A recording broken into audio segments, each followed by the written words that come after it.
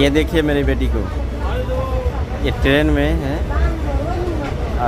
ये बाहर रो रही थी, लेकिन यहाँ जब खड़ा किए तो चुप हो गई।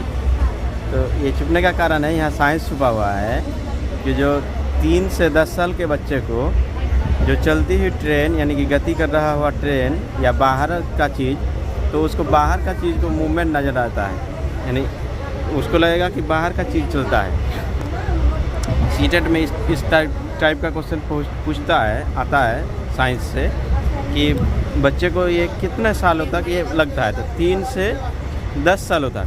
तो ये जो मेरी बेटी है ये 1 साल की है, तो ये अभी बाहर का चीज़ को पहचान नहीं पा रही है ये क्या है, लेकिन ये मूव करता हुआ इसको नज़र आता है, इसलिए ये खुश होती है। और बच्चे के बारे में तो जानते हो कि बच्चे क्या होता है, ये दुनिया देखना चाहती है।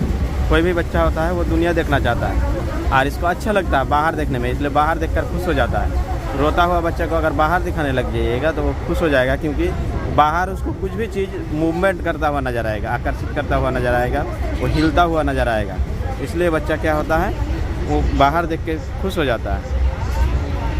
तो 1 से 3 साल तक उसको कुछ समझ में नहीं आता कि ये पेड़ है, ये नदी है, कि ये क्या है, कुछ समझ में नहीं आता है। लेकिन 3 से 10 साल तक वो समझ में आ जाता है, उसको वो समझने लगती है कि बाहर जो ये पेड़ है, ये नदी है, ये पोखर है, ये समझने लगता है। लेकिन उसको ट्रेन में जो गति कर रहा है, तो गति करता हुआ चीज़ को उसको नहीं लगेगा कि ये गति नहीं कर रहा है, बाहर जो पेड़ सब है, ये रोड है, वो गति कर रहा है, हम लोग स्थिर हैं, ऐसा नज़र आएगा। क्योंकि ये इंद्रिया का कमाल है, ये जो हम लोग देखते हैं वो देखने का क्षमता, इंद्रिया इतना मजबूत नहीं होता है छोटे बच्चों में। 10 साल के बाद मजबूत हो जाता है, 10 साल के बाद वो आप नहीं लगता है, वो लगेगा जो रियल है वही दिखेगा। जो हम लोग ट्रेन में चलते हैं तो ट्रेन गति करता हुआ नज़र आएगा।